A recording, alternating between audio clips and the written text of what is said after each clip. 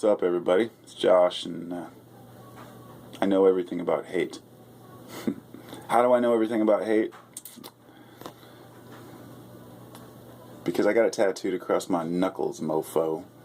Don't miss.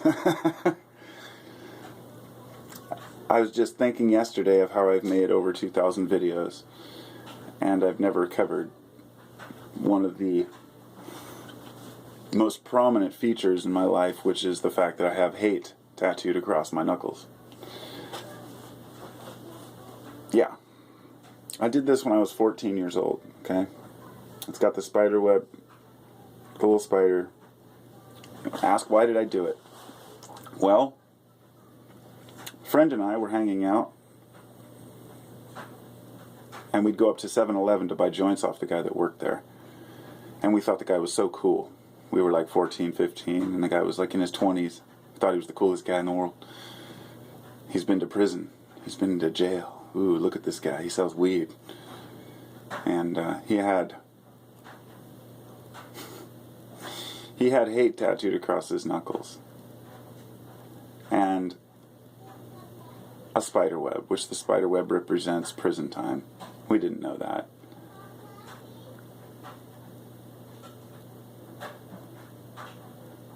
We took a needle and ink and thread, and we did it the stick and poke version, which is basically you're taking thread, wrapping it around near the tip of a needle, dipping it in India ink, and poking. Stick and poke, one poke at a time.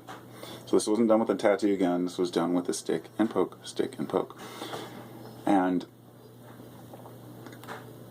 we both did the same tattoo at the same time. We were actually looking at the Metallica album, and Justice for All, which had come out then, and we were seeing there's one where they have fear tattooed on a hand, I believe, in the cover. Maybe that was our inspiration. When we sat down and decided what word are we going to tattoo, we could have done anything, but we chose hate. Neither one of us were hateful people, neither one of us were angry people. We were just, kids, just running around having fun. We weren't violent. But when you're young, that image is everything, And I remember we didn't do this for any image. We did it because we were idiots. We did it because we had a needle and ink and because we wanted a tattoo. I remember my mom coming home one night crying about it because she saw what I was doing and she tried to get me to stop and I wouldn't. And she knew that I would suffer later, but I had to do it. It's just what I was doing. I'm not going to listen. Of course, looking back, if I saw my 14-year-old kid doing that, I would knock them senseless, metaphorically, but,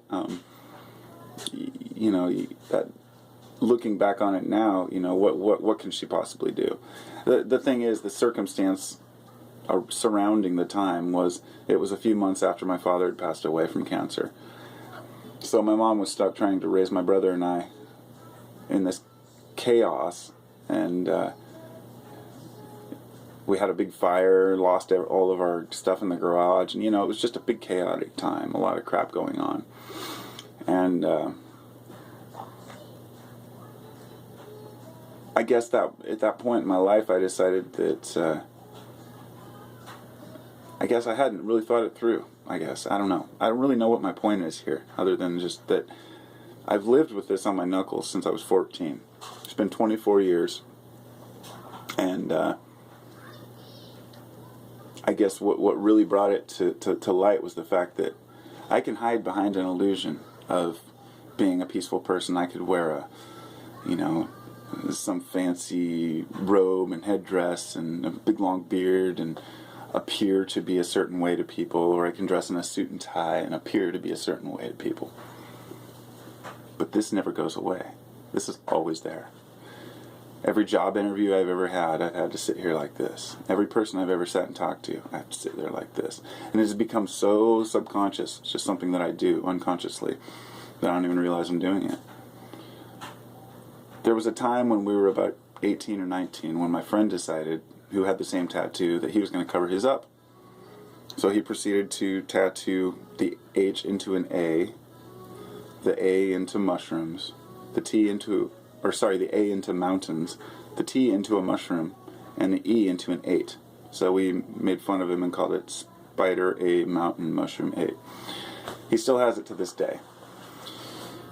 People have talked about getting it removed, whatnot, which ends up, this is to the bone. I mean, this is deep, deep.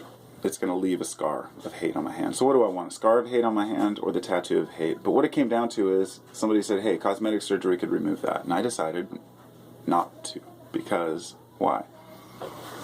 Because it reminds me of what not to do. It reminds me of a time in my life where I was in a bad state.